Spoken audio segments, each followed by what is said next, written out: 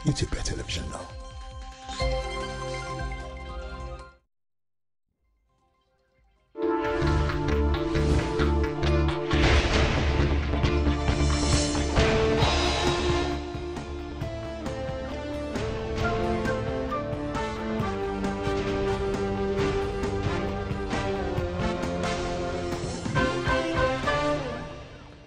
ጤና ይስጥልን ሰላም በኢትዮጵያና በመላው ዓለም ያላችሁ ተከታታዮች በያላችሁበት እንደምን ቆያችሁ 12 ሰዓት ነው እዚህ አዲስ አበባ ከሚገኘው የኢቢሲ ዋናው ስቱዲዮ በቀጥታ ስርጭት የሚተላለፍላችሁ የዛሬ አርብ ኢቲቪ ዜና 57 የመጀመሪያው ምዕራፍ አሁን ይጀምራል አበይት ነጥቦቹን እነሆ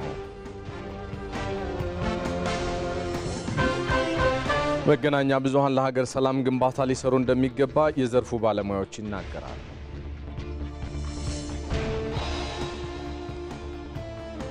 የጋምቤላ ግብርና ምርምር ተቋም ከአካባቢው ስነ ምህዳር ጋር ተስማሚ የሆኑ የበቆሎና የፍራፍሬ ዝርያዎችን በመለየት በአርሶ አደሮች ማሳ የዘር ብዜት በማከናወን ላይ ስለመሆናቸው አስታወቁ።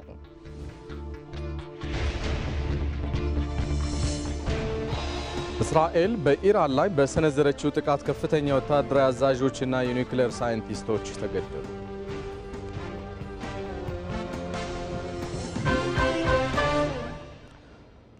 ሰለሞን ኃይለ ኢየሱስ ነኝ ዜናዎችን እየመራው ቆይታ አደርጋለሁ አብራችሁን ዝለቁ የተወደዳችሁ ሰዎች ቁጭ ነው ችግራቸውን ተንፍሰው ኢትዮጵያ በየዘመኑ መልኩን እየቀየረ የሰላም እጦት ብዙ ፈትኗታል ብዙም አሳጥቷታል ለነዚህ ሁሉ ችግሮች ግን የመጀመሪያውም የመጨረሻው መፍትሄ ንግግር እንደሆነ ይታመናል ታዲያ ኢትዮጵያ እንዴት ወደ ዘላቂ ሰላም ትምጣ የሚለው የዚህ የሰኔ ወር ዋና ጉዳያችን ነው በኢቲቪ ዜና ኢትዮጵያ ላይ ተጠብቁ ባለፉት 6 ዓመታት ኢትዮጵያውያን ያለመታከት 40 ቢሊዮን ችግኞችን ተክለዋል ለአብነትም ባለፈው ዓመት ብቻ በነበረው የአረንጓዴ አሻራ መርሃ ግብር ወደ 6.5 ቢሊዮን ችግኞች ተተክለዋል በአንድ ጀንበር ደግሞ 600 ሚሊዮን ችግኞች ዘንድሮም ይህንን ታሪክ ለመድገም ቅድመ ዝግጅት ተጠናቋል ኢትዮጵያውያን 7.5 ቢሊዮን ችግኞችን እንተክላለን ብለዋል ዮሐንስ ፍሳኔ ይህ ጉዳይ የሰኔ ወር የኢቲቪ አጀንዳችን ነው ይጠብቁ የአብሮነትና የመረዳዳት ባህልን በማጎልበት የወገን ደራሽነትን ያረጋገጠ ነው የበጎ ፍቃድ አገልግሎት የአረንጓዴ አሻራ የአቅመ ደካሞችን ቤት የማደስ እንዲሁም ደግሞ ትምህርት ቤቶችን የመገንባት በሰላም ግንባታ ውስጥ በሚሊዮን የሚቆጠሩ ኢትዮጵያውያን ይሳተፋሉ ኢቲቪ በሰኔ ወር ይህንን የክረምት በጎ ፍቃድ አንስቶ በስፋት ይዳስሳል በቅርብ ቀን ይጠብቁ የ2017 የትምህርት ዘመን በመጠናቀቅ ላይ ነው በትምህርት ስርዓቱ ያለውን መሰረታዊ ችግር ለመፍታት ከሚወሰዱ እርምጃዎች የትምህርት ምዘናና የፈተና አስተዳደር ስርዓቱን ማስተካከልና ማዘመን ነው በዚህ ዓመት በሚሰጠው የ12ኛ ክፍል ሀገር አቀፍ ፈተና ከ600 ሺህ በላይ ተማሪዎች ፈተናውን ይወስዳሉ ከዚህ ውስጥ 150 ሺህ የሚሆኑ ተማሪዎች ፈተናውን በበይነ መረብ የሚወስዱ ይሆናል ይህ ጉዳይ የኢቲቪ 57 የሰኔ ወር አጀንዳችን ይጠብቁ ነው ከፍተኛ የስልጣን ባለቤት የሆነው የህዝብ ተወካዮች ምክር ቤት የ2017 በጀት ዓመትን እንዴት አሳለፈው ለሀገርና ለህዝብ የሚበጁ አዋጆችንስ በምን መልኩ አጽድቋል በበጀት ዓመቱ የታቀዱ ሀገራዊ እቅዶችስ አፈጻጸማቸው ምን ደረጃ ላይ ደርሷል የበጀት ዓመቱን የምክር ቤቱን አፈጻጸም የተመለከቱ ዘገባዎችን ኢቲቪ በሰኔ ወር ወደ እናንተ ያደርሳል ይጠብቁ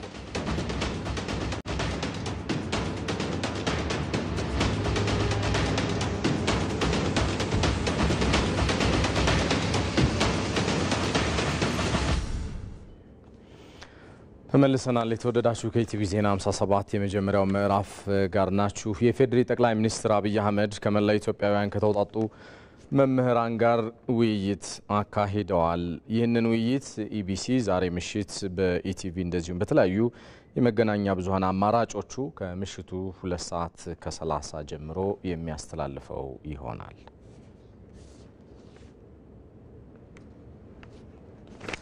የጋምቤላ ግብርና ምርምር ተቋም ከአካባቢው ስነ ምህዳር ጋር ተስማሚ የሆኑ የበቆሎና የፍራፍሬ ዝርያዎችን በመለየት በአርሶ አደሮች ማሳ የዘር ብዜት በማከናወን ላይ ስለመሆኑ አስታወቀ የተቋሙ ዋና ዳይሬክተር አቶ ቤል ዳክ በክልሉ በሁለት ወረዳዎች በአርሶ አደሮች ማሳ ላይ በኩታ ገጠም በማባዛት ላይ የሚገኙ የበቆሎ ዘር የምርጥ ዘር እጥረትን ለማቃለል እንደሚያግዝ ገልጸዋል በምርምር የተገኙ የግብርና ውጤቶችን በማስፋት ታዲያ የአርሶ አደሩን የበለጠ ተጠቃሚ ለማድረግ ትኩረት ስለመሰጠቱን ገልጿል ኃላፊው። ሪፖርተራችን ሚፍታህ አብዱልቃድር እንደዘገበው ታዲያ በክልሉ ግብርና ምርምር ተቋም የስርዓተ ምግብ ማጠናከሪያ መርሃ ግብር አስተባባሪ አቶ አብዮት አለማየሁ ተቋሙ በምርምር የተለያዩ ምርታማ የሰብልና የፍራፍሬ ዝርያዎችን በማባዛት የምግብ ዋስትናን ለማረጋገጥ እየተሰራ ነው ብለዋል። አርሶ አደሮች በበኩላቸው የግብርና ምርምሩ የተደረገላቸው ድጋፍ የዘር እጥረት ችግርን የሚያቃልል በመሆኑ ምርታማነታቸውን ለማሳደግ በኩታ ገጠም በማልማት ላይ እንደሚገኙ ተናግረዋል።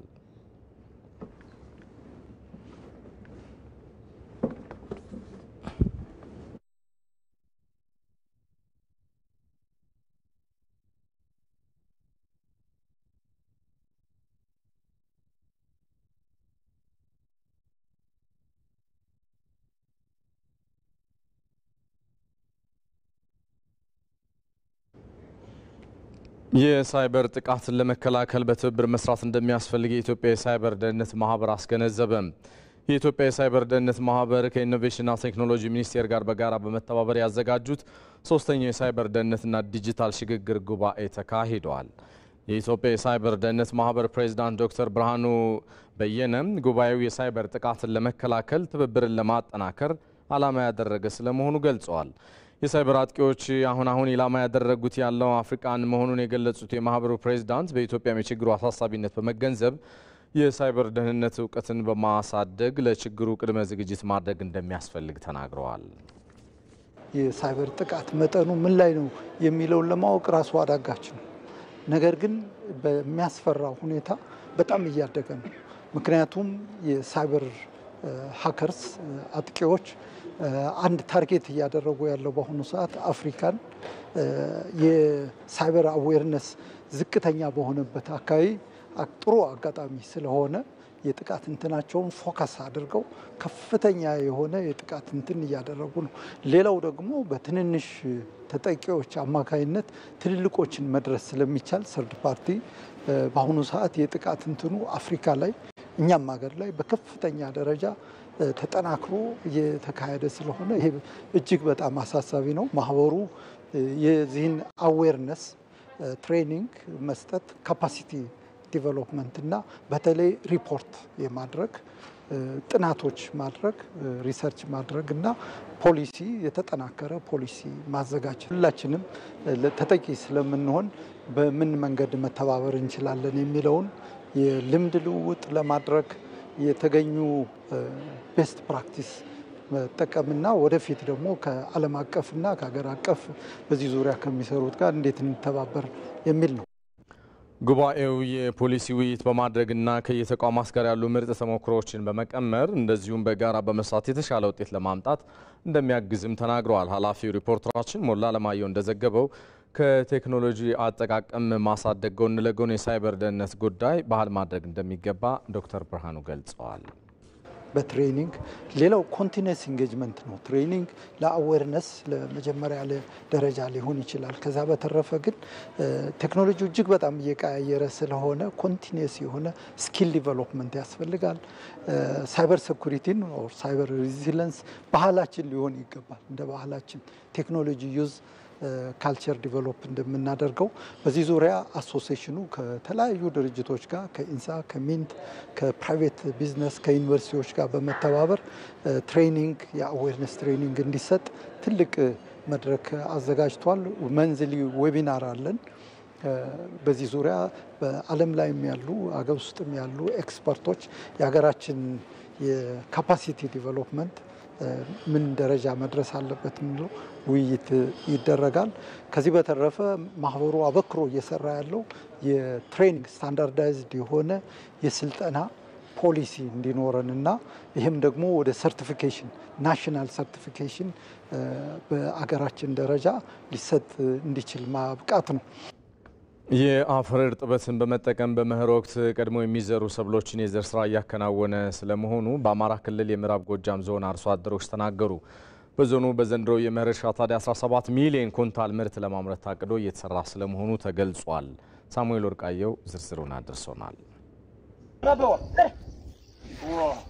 አሁን የምንገኝበት ወቅት አርሶ አደሩ ለመኸር እርሻ ሲያደርግ የነበረውን ዝግጅት አጠናቆ በተለይ ቀድመው የሚዘሩ የበቆሎና የመሳሰሉ ሰብሎችን የሚዘራበት ወቅት ነው። በአማራ ክልል ምዕራብ ጎጃም ዞን የጃቢ ጥህናን ወረዳ አርሶ አደሮችም የበቆሎ ማሳቸው ላይ የዘር ስራ ሲያከናውኑ አግኝተናቸዋል። ዝግጅታችን ማሽላ 2 ግባት ነው ያቀጅ ዳጉሳ 1 ግባት፣ ጤፍ 1 ግባት፣ በርበሬ 2 ግባት አሁን ተዘጋጅተናል። አሁን ዳጉሳም ያው እየበሰነ ነው።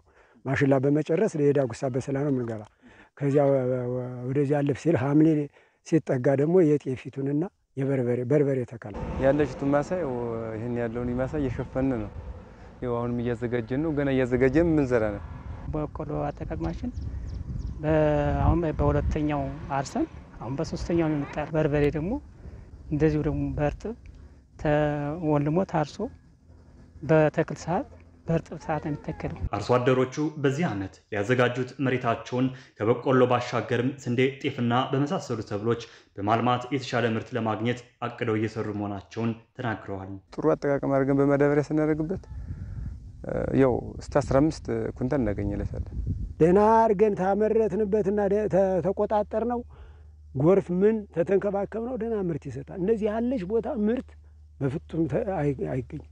ይሆት ነው ጭቃውን አድቦሉ ብለን ብንበላው ይሄ ህይወት ነው። እንኳን ምህር ተዘሩ ለመኸር እርሻ ስራቸው የሚያስፈልጋቸው የአፈር ማዳበሪያ በሚፈልጉት ልክ እንዳልቀረበላቸው የሚናገሩት አርሶ አደሮች የአፈር ማዳበሪያ እጥረቱን ለማካካስ የተፈጥሮ ማዳበሪያ ወይም ኮምፖስትን በአማራጭነት ተጠቅመው ማሳቸውን በማልማት ላይ እንደሚገኙም ነው የገለጹት። ተህውዷል ነው እንጂ ይህ ኮምፖስት ተደርጓል። አማራጭ እየተጠቀም ነው። በድንቹ አሁን ኮምፖስት አለ። አሁን ይሄ በይበልጥ እንዲያውም ዘንድሮ ያው ይሄ ማዳበሪያ ተወደደ ሲባል ጊዜ ሙላውም ማሰዋ ተደርጎባታል እና በይበልጥ ኮምፖስት ያዘጋጀ ሰው ጥሩ ምርት ይሰጣል። አሁንም ቢሆን በቀጣይ ለሚዘሩ ሰብሎች የሚቀርበው የአፈር ማዳበሪያ መጠን የአርሶ አደሩን ፍላጎት ታሳቢ ያደረገ መሆን እንዳለበትም አርሶ አደሮች ተናግረዋል። መንግስት ባለው ነገር የማዳበሪያ አቅርቦት ጨመር ቢያደርግልን ነው።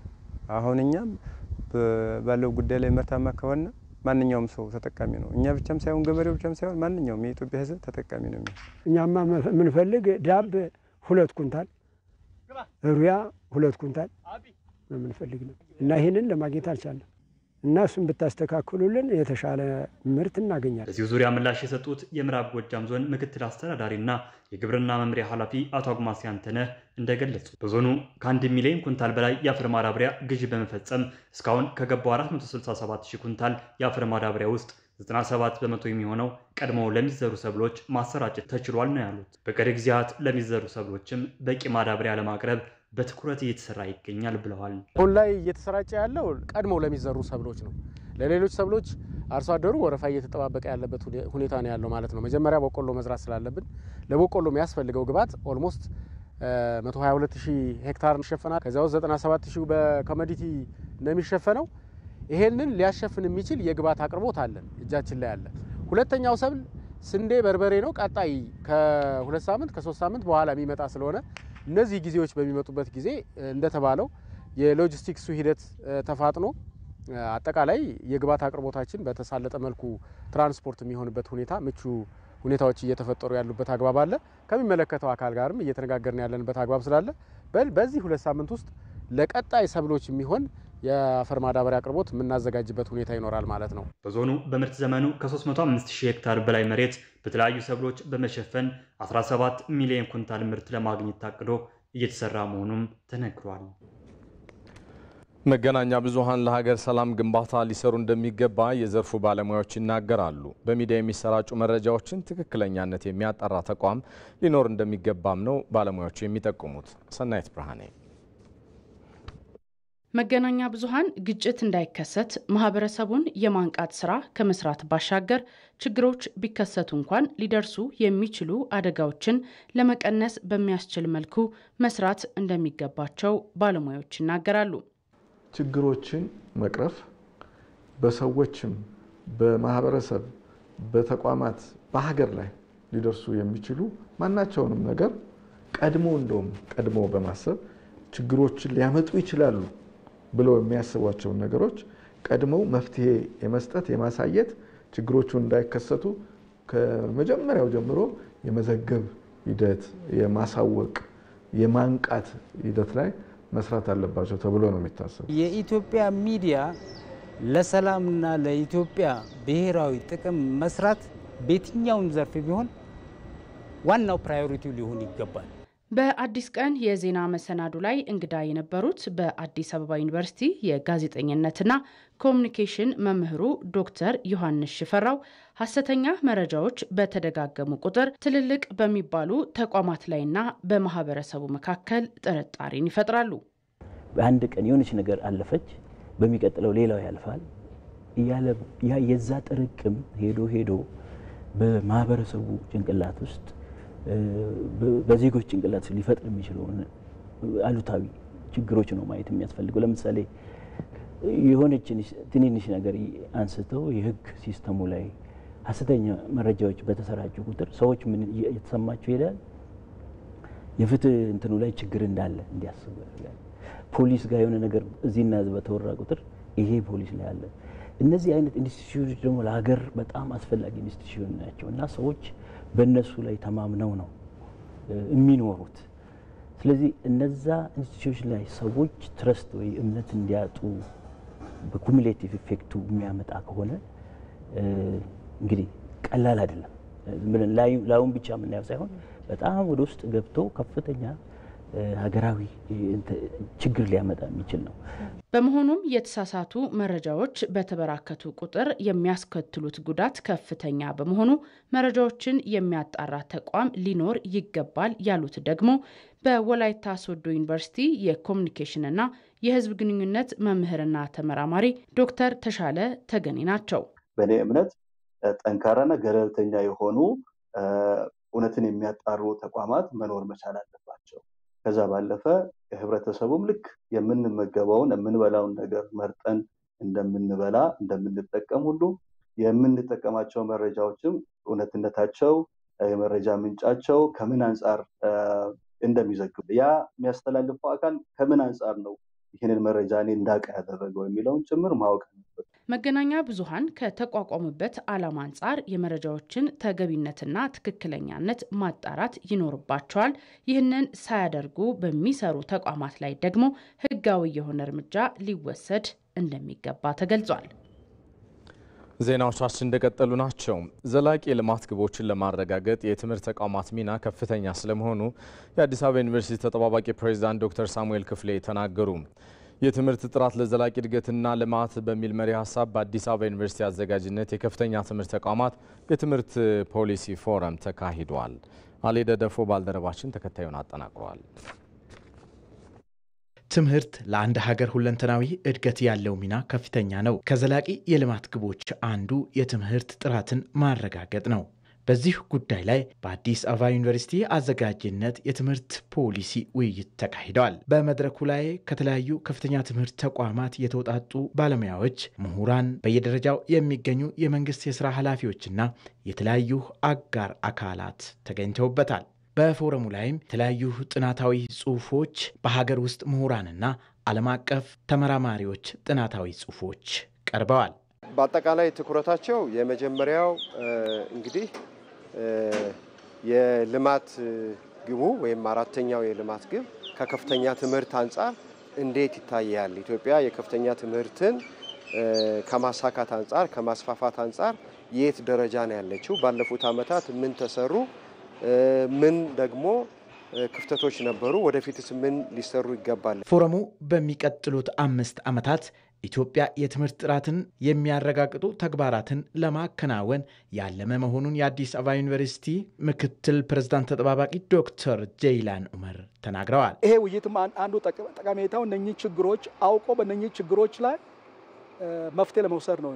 የፖሊሲ አቅጣጫ ለማስቀመጥ ነው። የፖሊሲ እርምጃም እንዲወሰድም ለመደገፍ ነው እና ተቋማት በተለይ በቀሪዎቹ 5 ዓመታት በርካታ እንትኖች የሚሟሉ ከሆነ ለምሳሌ አንዱ ትልቁ ቻሌንጅ የፋይናንስ ነው።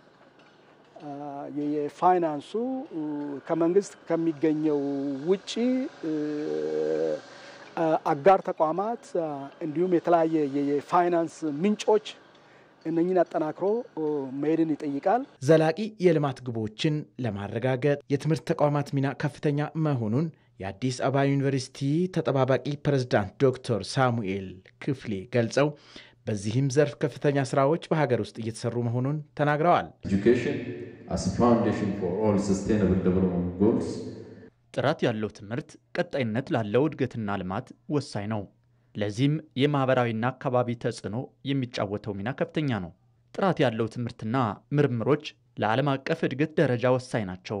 ሀገራችንም በዚህ ዘርፍ ከፍተኛ ስራዎች በትኩረት በመስራት ላይ ትገኛለች። በመድረኩ ላይ ዓለም አቀፍ የትምህርት ደረጃ የደረሱበት ጥናታዊ ጽሑፎች በዩኔስኮ ተሳታፊዎችም ቀርበዋል። ከኢቲቪ ዜና 57 የመጀመሪያው ምዕራፍ በቀጥታ ስርጭት ዜናዎቻችን አሁንም እንደቀጠሉ ናቸው። አይናጌ ዋሻ በስልጤ ዞን ከሚገኙ የቱሪስት መስህቦች አንዱ ነው። በዋሻው ላለፉት 39 ዓመታት እየኖሩ የሚገኙት አዛውንት ስለ ዋሻው ያለውን አፈታሪክና ሁናቴ ለኢትዮጵያ ቴሌቪዥን ተናግረዋል። አይናጌ ዋሻን ለቱሪዝም ዘርፉ ምቹ ለማድረግ እየተሰራ እንደሚገኝ የቅበት ከተማ አስተዳደር ባህልና ቱሪዝም ጽሕፈት ቤት ጠቁሟል። ባልደረባችን መሐመድ ረሃማቱ በአካባቢው ተገኝቶ ያጠናቀረውን ቅኝት እስኪ ተከታተሉትና እንመለስ። የአካባቢው ስነ ምህዳር ውብና ሳቢ ነው። ከጥቂት የእግር ጉዞ በኋላ እዚህኛው ዳገታማ ቦታ ደረስን። ስፍራው ከላይ ሲታይ ዳገታማ ይሁን እንጂ ውስጥ ላይ አስደናቂ ሚስጥርን ይዟል። የምንገኘው ከሐረ ሸይጣን ሐይቅ በስተሰሜን በኩል የአንድ የ20 ደቂቃ የእግር ጉዞ ተጉዘን የመጣንበት አይናጌ ዋሻ ይሰኛል። ይህ ዋሻ እንግዲህ ከጥንት ጀምሮ የነበረ መሆኑ ይነገራል። አካባቢውም ዙሪያውም በደን የታጠረ ነው። ውስጡም ላይ ደግሞ እንዲሁ በስፋት ያለ ምሰሶ የቆመ እንደ ቤት መሰል ዋሻ ነው። እዚህ ውስጥም የሚኖሩ ሰዎች አይተናል። እስከሳቸውም ጋር ንግግር የምናደርግ ይሆናል። ይህም አካባቢ የሚገኘው እንግዲህ በማዕከላዊ ኢትዮጵያ ክልል በስልጤ ዞን በቅበት ከተማ አስተዳደር ውስጥ ነው ማለት ነው። ወደ ውስጥም ሌላ ዋሻ ጥልቅ ዋሻ እንዳለው ተነግሮናል። እስቲ ለማንኛውም አጠር ያለ ታሪኩን እዚሁ ከሚኖሩት አባት እንሰማለን። አሰላሙ አለይኩም። አቶ መሐመድ ዩሱፍ ይባላሉ። በስልጤ ዞን ቅበት ከተማ አስተዳደር አጎዴ ቀበሌ የአይናጌ ነዋሪ ናቸው። የአይናጌ ዋሻ አፈጣጠር በአፈታሪክ ደረጃ ከባሌው ሼህ ሁሴን ጋር የተያያዘ እንደሆነ ነግረውናል። የምታዩት ኑር ሁሴን ተብለው ለሚጠሩ እስላማዊ ሃይማኖትን የያዙ እሳቸው እንግዲህ ለእሳቸው ነው የሰራው።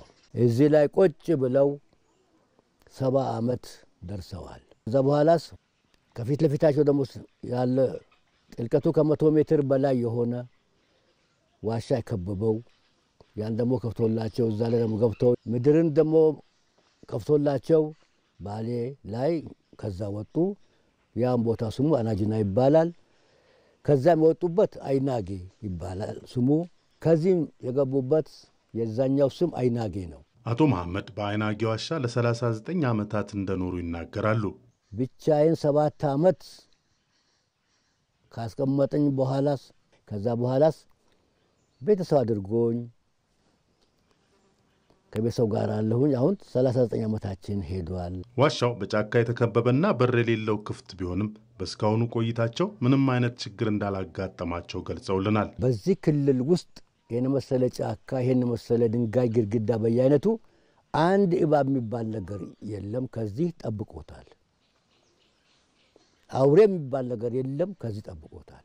የአይናጌ ዋሻ ጣሪያና ግድግዳው የድንጋይ ንብርብር ነው። ያም ሆኖ ግን በስካሁኑ የዋሻ ኑሯቸው የመፍረስ አሊያም የመናድ ነገር እንዳላዩም አቶ መሐመድ ጠቁመውናል። እስካሁን ድረስ አንድም ጠጠር ድንጋይ ወጥቆ አንስቼ ወደ ውጭ አልወረወርኩ። አቶ መሐመድ ዩሱፍ በአይናጌ ዋሻ እየኖሩ ልጆች አፍርተው እስከ መዳር እንደደረሱ አጫውተውናል። አይናጌ ዋሻ የቱሪስት መስህብ እንደመሆኑ በስልጤ ዞን የቅበት ከተማ አስተዳደር ባህልና ቱሪዝም ጽሕፈት ቤት ኃላፊ አብዱልፈታ ላሌ ዋሻውን ለቱሪዝም ዘርፍ ምቹ ለማድረግ እየተሰራ እንደሆነ ገልጸዋል። ይህ ዋሻ ሌላ ቦታ ደክመ ልክ ዋሻው ጋር ገና ስትገባ ውስጥን ያስከው ነገር ሁሉ እንድትረሳ ያደርጋል። ቦታው ቀዝቃዛ ቦታ ነው። በጣም መስህብ ቦታዎች ነው። ከዛ አንጻር ከዚህ በፊት ያው ጥናት ባይጠናም እየተሰራ ነው። እንደ አጠቃላይ ዋሻው ላይ ውስጡም ላይ ያሉ አባቶች አሉ ለረጅም ጊዜ የሚኖሩ ከ30 ዓመት በላይ ኖረው እዛው ኑሯቸውን ጭምር አደረጉ። ከተማ አስተዳደሩ አቶ መሐመድ ዩሱፍንም የተሻለ መኖሪያ ቤት ገንብቶ ከዋሻው በማስወጣት ዋሻውን በቅርስነት ለመጠበቅ ጥረት መጀመሩም ተገልጿል። ከውጭ የመራረጥናቸው ጉዳዮች ላይ ደርሰናል። በህንድ በደረሰ አውሮፕላን አደጋ ብቸኛ የተረፈው እንግሊዛዊ ጎልማሳ መነጋገሪያ መሆኑን ቀጥሏል። ከዚህም ባለፈ በአደጋው ሕይወታቸውን ያጡት ባልና ሚስት፣ የሕክምና ባለሙያዎችና 3 ልጆቻቸው ህልፈትም ሌላኛው ዓለምን ያሳዘነ ክስተት ሆኖ አልፏል። ባልደረባችን ዮሐንስ ፍስሐ ክስተቱ እንደሚከተለው ያስቃኘናል። Por su parte, el ministro de Defensa ዓለም በመካከለኛው ምስራቅ የጦርነት ትኩሳት በሩሲያና ዩክሬን ደም አፋሳሽ ጦርነት ብሎም አልፎ አልፎ ውጥረት በማይለየው ቻይናና አሜሪካ ፍጥጫ ትኩረቱ ሄድ መጣ የሚልበት ጊዜ ነው። ከነዚህ አስጨናቂ የዓለምን አየር ከሞሉት ዜናዎች ባሻገር ዓለም ሌላኛውን አስደንጋጭ ዜና ከወደ ህንድ አስተናግዳለች። የበረራ ቁጥር 171 ንብረትነቱ የህንድ የሆነው ቦይንግ 787-8 አውሮፕላን 242 ነፍሶችን አሳፍሮ ሲሄድ ምናልባትም መንገደኞችን በምቾት ያሰቡት ቦታ በሰላም ማድረስ እንጂ አደጋን ፈጽሞ ያስባል ተብሎ አይጠበቅም። ነገር ግን አውሮፕላኑ ከምዕራባዊ ህንድ አህመዳባድ ከተማ መሬትን ለቆ አየር ላይ ከወጣ በኋላ የሆስፒታል ህንፃ ላይ በመውደቅ ብዙ ህልም ያላቸው ነፍሶችን ባጭር አስቀርቷል። አደጋው በእርግጥ ልብ ሰባሪ መሆኑ የማይታበል ሀቅ ቢሆንም ከነበሩት መቀመጫዎች 11A ላይ ተቀምጦ ስለነበረው ግለሰብ እናውራ። ካደጋው በተአምር ስለተረፈችው ነብስ ስነሳ በዙሪያ አስከሬኖች ነበሩ። በጣም ነበር የፈራሁት። ተነስቼ መሮጥኩ። በዙሪያዬ የአውሮፕላን ቁርጥራጮችም ነበሩ። አንድ ሰው ያዘኝና አምቡላንስ ውስጥ አስገብቶ ወደ ሆስፒታል አመጣኝ። የቪሽዋስ ኩማር ራሚሽ ምስክርነት ነው። አንዳንድ ሰዎች ቀለል ባለ አደጋ ህይወታቸውን ሲያጡ ይስተዋላል። ከአውሮፕላን አደጋ መትረፍ ዜና ግን ምናልባትም ብዙዎች እንደሚሉት የፈጣሪ እጅ ከሌለበት የማይታሰብ አይሆንም። ቪሽዋስ ኩማር ራሚሽ በእርግጥም 11A ወንበር ላይ ሲቀመጥ አውሮፕላኑ ምድርን ከመልቀቅ በፊት እንዴት ያለ ጸሎት አድርጎ ተነስቶ ይሆን የሚለው በግሌ የፈጠረብኝ ጥያቄ ነው። ይሁን እንጂ ከሟቾች በላይ የዚሁ አደጋ የተረፈች ነፍስ ጉዳይ የዓለም መነጋገሪያ ሆኗል። ቪሽዋስ በአውሮፕላኑ ውስጥ ከወንድሙ ጋር ነበር። 11A መቀመጫ ላይ የተቀመጠው ራሜሽ ቪሽዋስ ኩማር ግን ተአምር በሆነ ሁኔታ ተርፏል። ይህ ምናልባትም በብዙ ዓመት አንዴ የሚፈጠርም ክስተትም ነው። በሌላኛው ገጽ ደግሞ ካደገው በኋላ የጋዜጦች የፊት ገጽ የመገናኛ ብዙሃን ዋና ወሬ የሆነው ክስተትም ባደጋው ታይቷል። ይህም በተከሰተው አደጋ ህይወታቸውን ያጡት አሳዛኞቹ የአንድ ቤተሰብ አባላት ታሪክ ነው። ዶክተር ኮሚና ባለቤታቸው ዶክተር ፕራቲክ ከ3 ልጆቻቸው ናኩል ፕራዲያትና ጆቪሽ ጋር በአንድ ላይ በአውሮፕላን ውስጥ ሆነው ሲጓዙ ነበር። በዚህ አደጋ ምክንያትም 5 የቤተሰብ አባላት ህይወታቸውን አጥተዋል። ዶክተር ፕራክ ለ6 ዓመታት ከቤተሰቡ ተነጥሎ እንግሊዝ ውስጥ ሲሰራ ቆይቷል። በእነዚህም ዓመታት ሁሉ ወደ እንግሊዝ ሄደው ከእርሱ ጋር እንዲኖሩም ብዙ ጥረት ሲያደርግም ነበር። የዓመታት ጥረቱ ተሳክቶ ሚስቱ ዶክተር ኮሚ ከምትሰራበት የህንድ ሆስፒታል በተሻለ ስራ ወደ ለንደን ለመጓዝ የምትችልበት ሂደት አለቀ። ከ2 ቀናት በፊት በይፋ ስራዋን ለቃም ከልጆቻቸው ጋር ጓዛቸውን ጠቅለው አዲስ ህይወት ለመጀመር ወደ እንግሊዝ ለመጓዝ ተነሱ። ይሁን እንጂ ተስፋቸው አውሮፕላን ውስጥ እስኪገቡ ድረስ ብሩህ ነበር። እዚያ ውስጥ ሆኖ የተነሷቸው ፎቶዎችም ተስፋ ያረበበባቸው ነበሩ። ይሁንና የዚህ ቤተሰብ ደስታና ተስፋ ከደቂቃዎች በኋላ ወደ በድንነት ተቀይሯል። የዚህን አሳዛኝ ክስተትም የመጨረሻ ፎቶግራፋቸው እንደ ትዝታ ትቶ አልፏል። አሳዛኝ ክስተት ነበረ። ሌላኛው ዓለም አቀፍ ጉዳያችን እዛው መካከለኛው ምስራቅ የሚያቆየን ይሆናል። እስራኤል በኢራን ላይ በሰነዘረችው ጥቃት ከፍተኛ ወታደራዊ አዛዦችና የኒውክሌር ሳይንቲስቶች ተገድለዋል። ኢራን ጥቃቱን ተከትሎ ታዲያ እስራኤል ላይ የአጸፋ እርምጃ ልትወስድ እንደምትችል ዝታለች። አለም ነው ሐሰን ትናንት ሌሊት 9 ሰዓት ላይ ነበረ ሳይጠበቅ የጀመረው የእስራኤል ጥቃት በኢራንና በኒውክሌር ተቋማቷ ላይ። ከ200 በላይ የእስራኤል ስብጥር የጦር ጀቶች የተሰማሩበት ይህ ዘመቻ የአንበሳው መነሳት የተባለ ጥቃት ቀዳሚ ሰለባዎች ናታንዝ የሚገኘው የአገሪቱ ዋናውና ትልቁ የኒውክሌር ማበልጸጊያ ማዕከልና የኢራን የጦር አመራሮችና ሳይንቲስቶች ነበሩ። ናታንዝ በተደጋጋሚ በደረሰበት የምሽግ ደርማሽ ቦምቦች ድብደባ በከባዱ መውደሙን እስራኤል ትናገራለች። ሌላው የጦርነቱ ሰለባ የኢራን ኃያሉ እስላማዊ አብዮት ዘብ ኮር ዋና አዛዥ ሌተና ጀነራል ሆሴይኒ ሳላሚና የኢራን ጦር ኤታማዦር ሹም ጀነራል ሙሐመድ ቤጋሪ ሆነዋል፣ ተገድለዋል። የኢራኑ መንፈሳዊ መሪ አያቶላ ካሚኒ ሀገራቸው ይህንን የእስራኤል ጥቃት በጽኑ እንደምትበቀለው ገልጸው በርካታ የጦር አዛዦቻቸውና መሪ ሳይንቲስቶቻቸው ግን በጥቃቶቹ የመጀመሪያ ተኩስ መገደላቸውን አምነዋል። የእስራኤልና የኢራን የህልውና ፍልሚያ የሆነው ዘመቻው የአንበሳው መነሳት የጀመረው በእስራኤል ጦርና በስለላ ድርጅቱ ሞሳድ ቅንጅት መሆኑ ታውቋል። ሞሳድ ከዓመታት በፊት እዛው ኢራን ውስጥ አቋቁሞ በነበረው የድብቅ የሰው አልቦች ጦር ሰፈር ተጠቅሞም የኢራንን የየብስ ለየብስ የሚሳኤል መተኮሻዎችን ማውደሙን እስራኤል አስታውቃለች። ዓለም አቀፉ የአቶሚክ ኃይል ኤጀንሲ በበኩሉ በሰጠው መግለጫ ናታንዝ ላይ የሚገኘውና ከመሬት በታች በርካታ ሜትሮች ጠልቆ የተገነባው የኒውክሌር ጣቢያ ክፉኛ መመታቱንና በእሳት መያያዙን ገልጿል። ያፈተለከ ራዲዬሽን ወይም የኒውክሌር ጨረር እንደሌለ አስታውቋል። ለመረጃውም ዋቢ ያደረገው የኢራን ባለሥልጣኖችን ነው። ኢራን በእስራኤል ላይ የከበደ በቀል ማሳረፍ የምትችልባቸው ቦሊስቲክ ሚሳይሎችን አልተኮሰችም። በጥጥር ነዳጅና በፈሳሽ ነዳጅ የሚሰሩ ቦሊስቲክ ሚሳይሎች አሏት ዘገባዎች እንደሚያቀርቡት። በተለይም በጥጥር ነዳጅ የሚሰራው በጠላት ላይ ወዲያውኑና ፈጣን ምላሽ ለመስጠት የሚያስችላት ነበረ። በፈሳሽ ነዳጅ የሚሰሩትን ለመተኮስ ጊዜ የሚፈጁ ናቸው።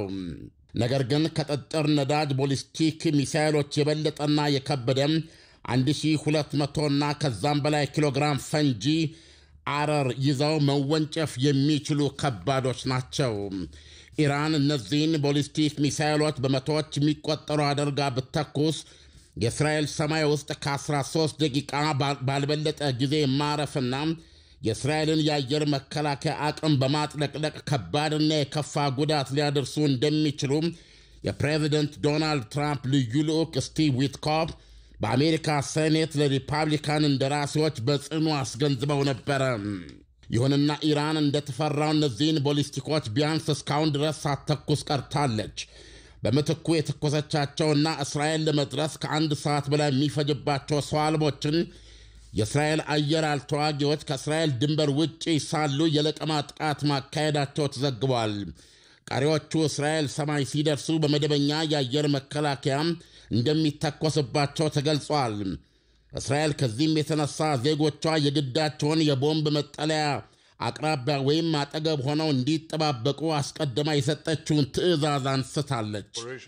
የእስራኤል ጀቶች ድብደባ ለቀናት የሚካሄድ መሆኑን የገለጹት ጠቅላይ ሚኒስትር ቤንያሚን ኔታንያሁ የእስካሁኑን ጥቃት ውጤት በጣም ስኬታማ ሲሉ ገልጸውታል። ታይምስ ኦፍ ኢዝራኤል እንደዘገበው ኢራን እስካሁን እስራኤል ላይ የቦሊስቲክ ሚሳይሎች ተኩስ ያልከፈተችበትን ምክንያት በተመለከተ በእስራኤል በኩል በተሰጠው ማብራሪያ የእስራኤል አየር ኃይል በደም መላሽነት ወደ እስራኤል የተነጣጠሩ ቦሊስቲክ ሚሳይሎችን የመጀመሪያ ጥቃት ሰለባ ስላደረጋቸው መሆኑን በቪዲዮ የተደገፈ መግለጫ አውጥታለች። የጦር ጀቶቹ በሰዓታት ድብደባ ምዕራባዊ ኢራንን ከማንኛውም የአየር መከላከያ አቅም ነፃ ማድረጋቸውም አብሮ ይዘገባል። ይህ ጦርነት ተጀመረ እንጂ ገና የሚቀጥል መሆኑ ታውቋል። ሌሎች አያሌም የኢራን የኒውክሌር ማብለያ ተቋማት እስካሁን ድረስ ጥቃት እንዳልተፈጸመባቸው የአቶሚክ ኃይል ኤነርጂ ማዕከሉ ገልጿል። ጥቃት የደረሰበት ዋናውና ቁልፉም የናታንዝ የኒውክሌር ማብለያ ተቋም መሆኑ ታውቋል። ጠቅላይ ሚኒስትር ቤንያሚን ኔታንያሁ ይህ ጥቃት ወይም ዘመቻ ለቀናት ይቀጥላል ማለታቸው አይዘነጋም። This operation will continue for as many days as it takes. ይህ በዚህ እንዳለ ኢራን በእስራኤል በተገደሉባት ከፍተኛ ወታደራዊ አዛዦች ምትክ አዳዲስ ሹመቶችን ሰጣለች። በዚህም መሰረት ኢራን በእስራኤል ጥቃት የተገደሉ ከፍተኛ የጦር መሪዎችንና ባለስልጣናትን የሚተኩ ሹመቶችን ይፋ አድርጋለች። ሜጀር ጄኔራል ሰይድ ኢብራሂም ሙሳቪ የኢራን ጦር ኃይል ኤታማዦር ሹም ሊቀመንበር ሲሆኑ ሜጀር ጄኔራል አሊ ሼዲሚ ካታም አልናቢያን ደግሞ የዋና መስሪያ ቤቱ አዛዥ ሆነዋል። ሜጀር ጄኔራል መሐመድ ፖክታር የኢራን አብዮታዊ ዘብ ዋና አዛዥ ሆነው ሲሾሙ እስራኤል በሰነዘረችው ጥቃት ኢራን ቁልፍ የሆኑ የኒውክሌር ሳይንቲስቶችና የጦር መሪዎቿን ስለማጣቷ ተዘግቧል። የተወደዳችሁ ለመጀመሪያው ምዕራፍ ያልናቸው የቲቪ ዜና 57 ጉዳዮች እነኚህ ናቸው። ከደቂቃዎች በኋላ ሁለተኛውን ምዕራፍ ከስፖርትና ከተመራረጡ የቢዝነስ ዘገባዎች ጋር ይጠብቋችኋል። እኔ ሰለሞን ኃይለ ኢየሱስ ነኝ። ደህና ቆዩ።